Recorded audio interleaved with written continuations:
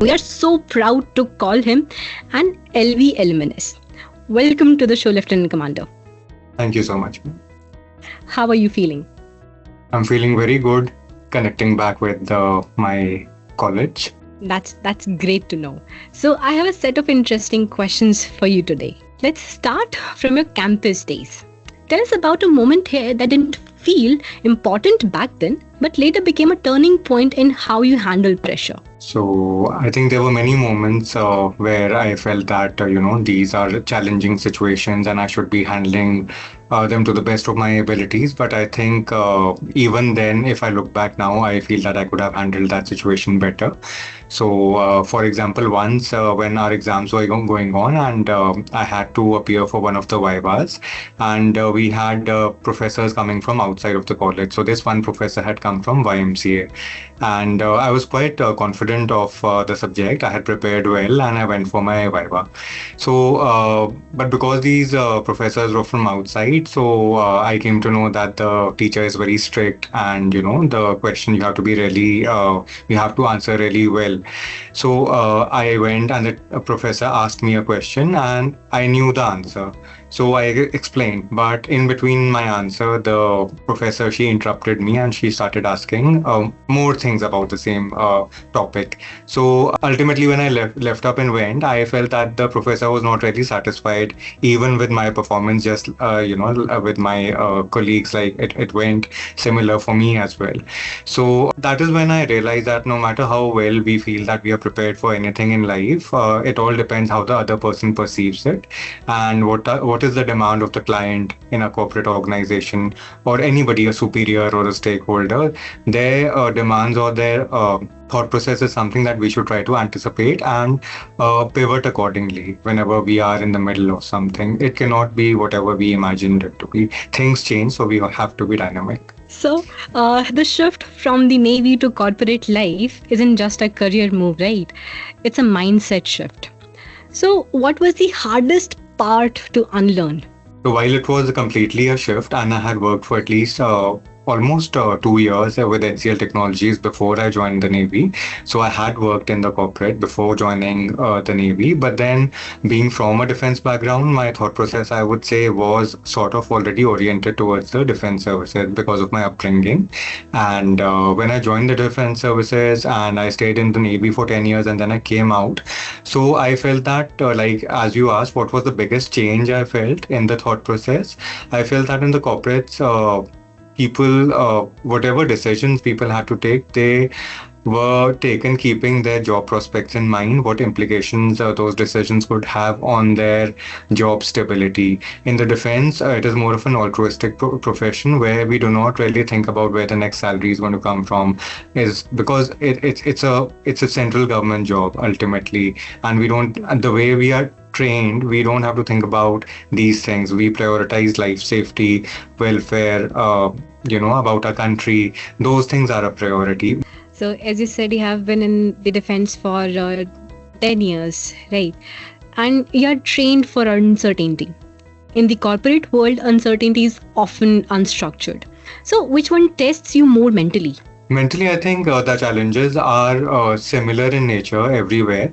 And now that I've spent close to 8.5 years in the corporates and in different corporates, I would say, I would always align the uncertainty or the results with the goals of the organization. And I think they're testing everywhere, even in Amazon, Nestle, everywhere an organization has an objective, and that is everything for them. So I think it's a make or break situation almost everywhere at some point of time. But I would say that the repercussions were more severe in the defense, because there it literally impacted somebody's life or my life, going back alive. Not every day, but many times. Whereas in corporates, that is generally not the case. What is the worst thing that is going to happen? That some deliverable will get delayed. It will get delivered. So I think in that sense, the differences. Okay. So people say stay strong often, right, during tough times. But what do you actually do when you're not feeling strong at all? So I think after working for 18 and a half to 19 years, I'm more or less settled. Settled in the sense of my thought process. So these things don't happen to me anymore. But it is not very easy to come to this stage. And I was not always in this stage. And I feel when I was younger, or junior, then I think what kept me on the line was that thinking about my values, what my values are. It's very important to have some clear cut values, what define you, you know. What do you stand for?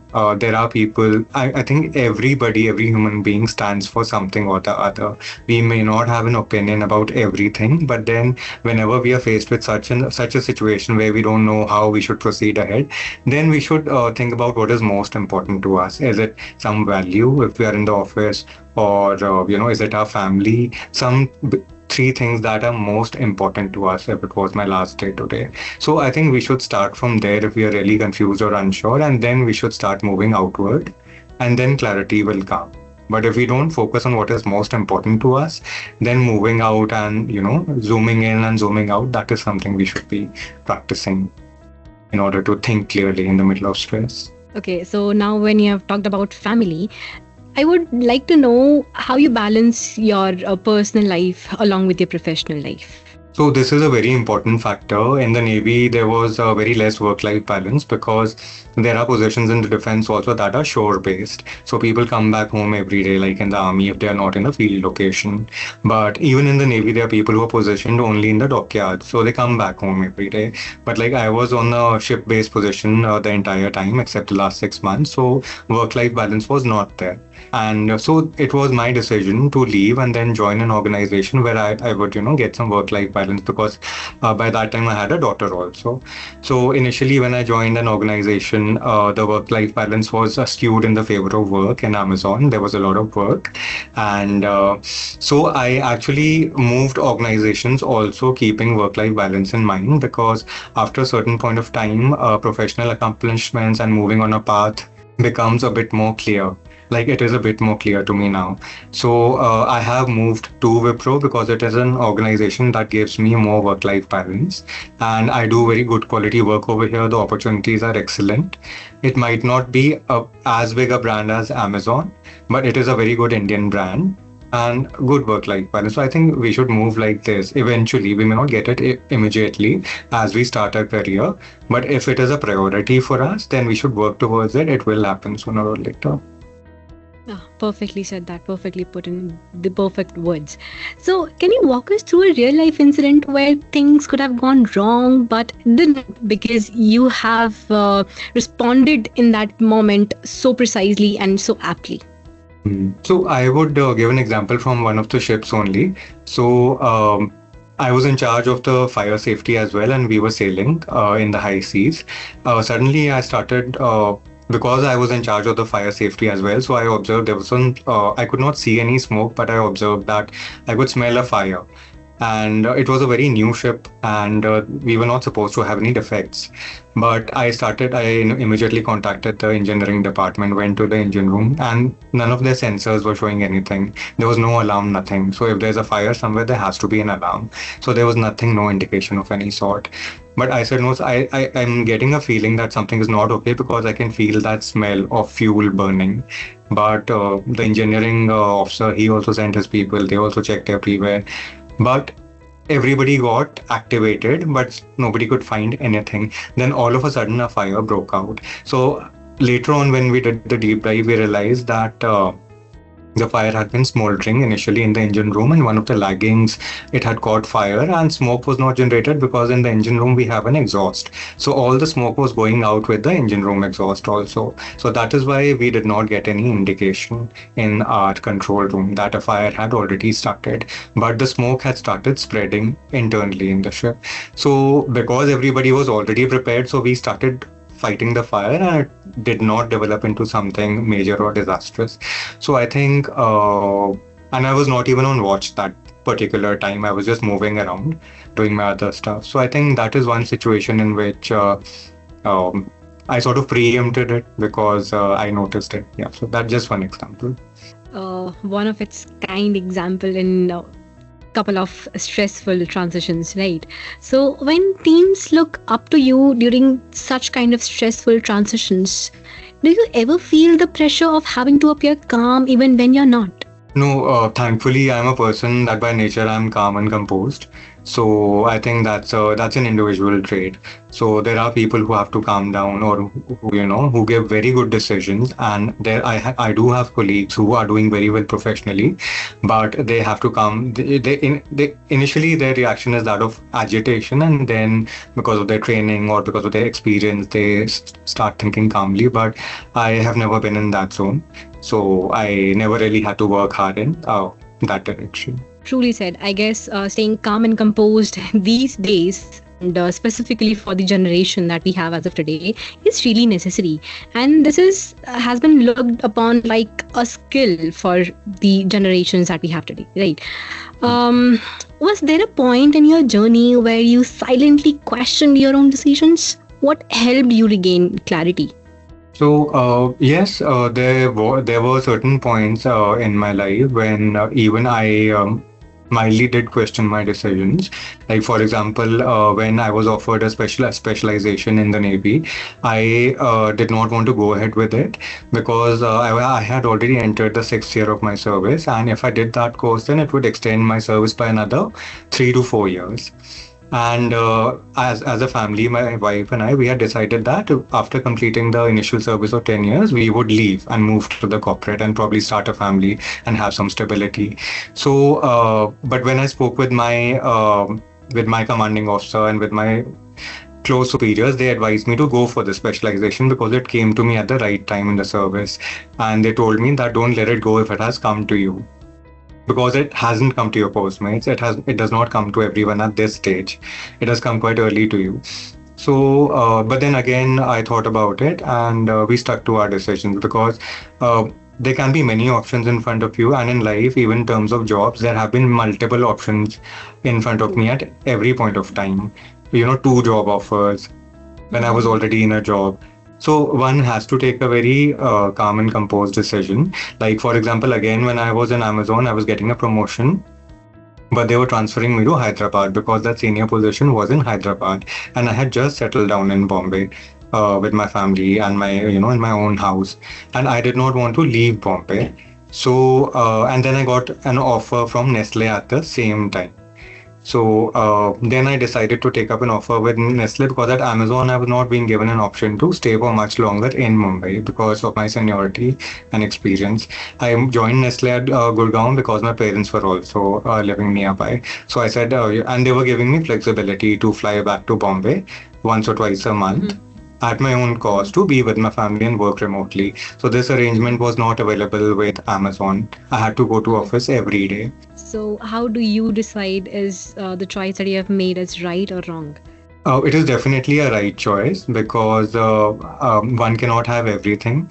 One has to let go of certain things that are not a priority and then go for the things that are a priority. I think blessed are those people who do not have a choice, who have only one option, because then they don't have to think much. So I think God keeps on challenging people with no choices or multiple choices, because then again, one has to take a decision. Tell us about one small habit or mindset shift that has had a surprisingly big impact on how you deal with stress. So again, mindset difference. I mentioned about values, that yes, this clarity is also something that came to me eventually. Maybe I was already practicing it, but this realization came much later that one's values should be clear and we should focus more on them. And apart from this, if you talk about a mindset change, I would again say that we should think about how our decisions are going to impact others, maybe my immediate family, because uh, earlier, I used to take decisions only on the basis of what the outcome would feel like to me. But now, in the past few years, I've been thinking about how the outcome would impact my immediate family, my wife, my daughter, because as a family, we should think about everything. We should also think about our decisions, how it would impact my organization. And because there are many decisions that we take that impact our employees also, my team. So we should be mindful because everybody has a different nature. So I think we should, as we grow as leaders in organizations, we should think about how our decisions are impacting others. So this is one change I felt in myself also, a mindset change that, with leading bigger teams, our decisions will impact other people also. So we should try to account for that. If you observe young professionals today, why do you think they struggle the most when it comes to handling pressure? Okay, so young professionals in Amazon, I saw this quite a lot because there they do pick up people from very good colleges at a very young age. They give them quite a lot of responsibility and good packages as well. So while a person with 10 to 15 years of experience would be handling that responsibility in a different organization, these organizations give to such younger people also, which is a good thing because they have assessed them. That's why they've selected them. So I see them struggle because when they get this huge, immense responsibility of handling so much work and so many people, while they are technically eligible, that's why they've been selected for those roles. But then handling the other aspect of it, handling people and documenting everything, the ethics of it, because like I mentioned, everybody has values. Then they join an organization. Then the organization has a set of core principles. So that is also something that needs to be understood. If a person is a software engineer and he's been selected for that role with Microsoft, but then a lot of other decisions also need to be taken by that person at that stage. So that is where younger professionals, they do struggle to justify everything, but they might not have to struggle to justify their core job, but the other things that are related to their core jobs, especially if it's a people manager role, that is where they struggle a bit because they do not have that experience. So I think that struggle can be made easier by mentorship. If they connect with people who can guide them, they can get a lot of resolutions. So they should be open to mentorship. There are people who are ready to help out, but I feel a lot of younger professionals, they want to not ask for help immediately because they feel that we might be seen as incompetent, or the other person might take advantage and might take credit for my work. So it's a two-way street. Younger professionals should ask for mentorship, and they should be ready to, with humility, they should be able to accept that help also. That they should think about. Okay, I know our conversations can go on for a longer period of times, but this would be the last question. So, if your younger self from this campus met you today, what do you think would surprise him the most about who you have become? I feel I have not moved very far from what I wanted to be. Maybe at that point of time, I wanted to do something really, really different. That is why even after working with HCL Technologies and working with the Navy, I'm back to Wipro, which is very similar to the organization that I started from. And when I was in third and fourth year, we used to have PDP programs, personality development. So there, the trainer used to ask us, what do you want to become? So I used to tell him about defense. I wanted to be a pilot. I wanted to be in the merchant navy. So many things. And then there were people with me, my friends, who used to say that I want to take up a job. So that is when the trainer used to say, what do you mean job? You have to specify, what do you want to become? You're already an electrical engineer in the making. And those people now, when I connect with them, they are very well placed. They are doing so well. Three people I remember in my class, and all of them, two of them are in the US, one is in India, but they're all doing very, very well. So now, if I see myself from that place, I think I am also in a similar place as them. Maybe I wanted to make a big impact at that point of time, which I am making even now. Maybe not in as big a way as I would have imagined at that point of time, and maybe that will happen someday. But I think the journey is still on, it is ongoing, and it's on track is what I would say. I'm not off track, I am on track is what I feel. So lastly, I would want to know best advice that you would want to give, or you would want to leave, or a message that you would want to leave. Okay, so all I would say, like to say to all of my my dear friends from LV, is that do not compare yourself with anybody. You have your own journey. You are a different individual. You have your own sets of good qualities as well as challenges. So just see what you want in life. There's something called a Maslow's hierarchy of needs. It's a triangle which shows how you move up in life from somebody who needs basic requirements initially, and then you move towards higher requirements and then self actualization. So just see where you are in that pyramid and work up accordingly. Do not compare your journey with anybody. That is not going to help you in any way. So just be the unique individual that you are and step up in life. Aim high and work towards it. Have a plan, is what I would like to tell everybody, and work as per the plan and be open to feedback. It was really, really nice talking to you. I really liked to know more about you. So, dear listeners, a Navy veteran, a corporate leader, a Surakshit Mumbai awardee, and above all, a mentor who genuinely invests in people. They say this sea teaches you that you cannot control the waves, only how you sail it. If today's conversation lit even one spark in an LV student or young professional listening it, then Lieutenant Commander Anuj Bhardwaj has done what he does the best: lead from the front. Thank you so much. It was really nice having you on board here, and it was really nice talking to you.